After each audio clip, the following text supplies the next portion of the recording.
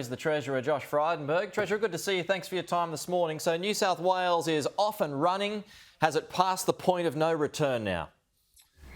Well, let's open up safely and let's not look back. And today's changes in New South Wales is the product of a record number of people in that state getting the jab. I mean, 90% of people have had a first dose. That's a remarkable effort, and the people of New South Wales should be congratulated. It's a big day for New South Wales, but it's also a big day for Australia as they show us how to live with the virus. And New South Wales' success will be Australia's success. I've thought for quite a while now, Pete, that these lockdowns and their effectiveness is diminishing by the day. And that's why we need to learn to live with the virus. We can't eliminate it. The COVID genie is out of the bottle. And that's particularly so with Delta, which is a new strain. New South Wales, of course, being 25% of the national economy as well. What was the cost in the end, Treasurer? Many billions of dollars. We put around $7 billion out in terms of COVID disaster payments and a lot more in terms of business support as well. So I'm expecting about a $20 billion price tag for the Delta variant in terms of what it's cost us. In terms of direct fiscal support. Then you layer upon that what the cost to the overall economy is in terms of reduced economic activity.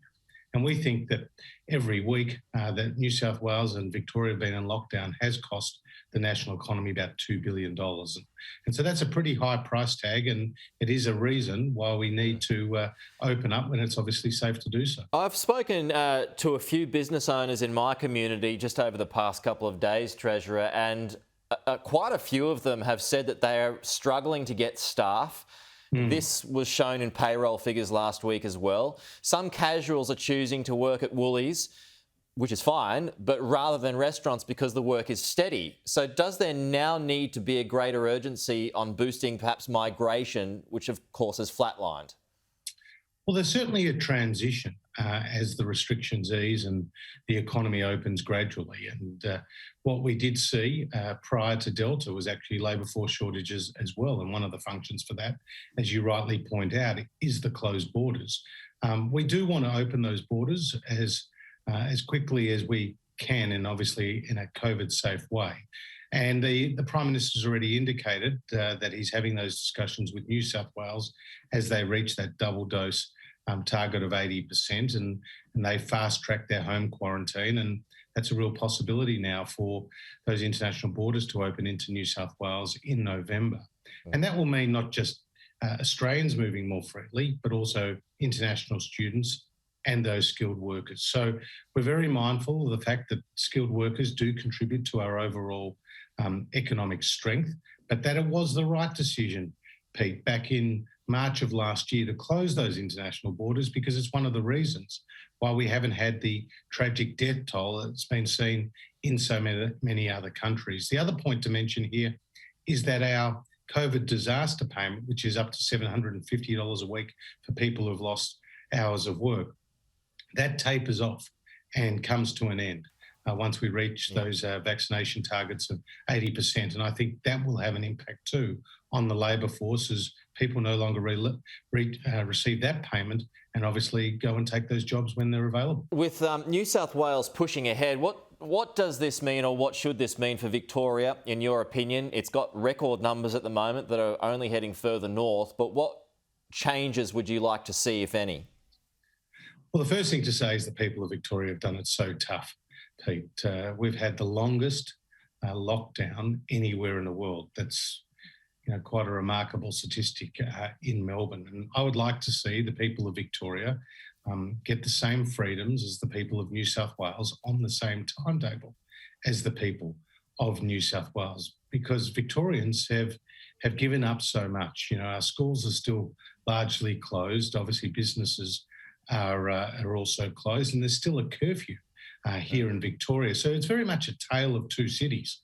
While people in New South Wales are rightly celebrating today and enjoying the freedoms that have come back with those higher vaccination rates, the people of Melbourne and Victoria are still suffering under these very stringent restrictions. So I think there is a good case here to open it up in a COVID-safe way. Let's get our kids back to school. That's got to be a priority. Let's get our kids back to school. End the curfew. And end the curfew. So you want that ended immediately? Well, again, I think you got to follow the medical advice, but at the same time, we've heard a lot from the Victorian government that they're going to now take some of those decisions, and with the vaccination rates rising in Victoria, I hope that they would act on it as soon as possible. Okay, I asked you this last week about Anastasia Palaszczuk wanting more money for hospitals, but Daniel Andrews wants more money for hospitals as well. Is he likely to get it?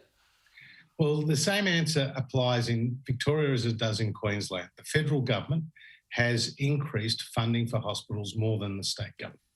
And that's a fact. And during this COVID pandemic, we've done the bulk of the heavy lifting when it comes to economic support. And when it comes to health support, we've provided billions of dollars for telehealth. We've purchased the vaccines. That's a no then. We've got ADF personnel in Victoria driving ambulances, Pete. We've also got ADF personnel knocking on people's doors as part of the contact testing and tracing and overall logistical effort. So the federal government has always been there supporting the people of Victoria through this crisis and will continue to do so.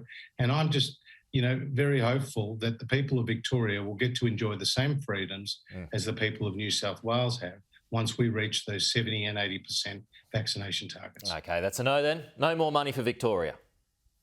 Well, they should have no expectation that the federal government will continue to be their ATM. Treasurer Josh Frydenberg, appreciate your time as always. Thanks for joining us, and be sure to call Carl Peter again. That'd be great. It's good for my ego. Look forward to it.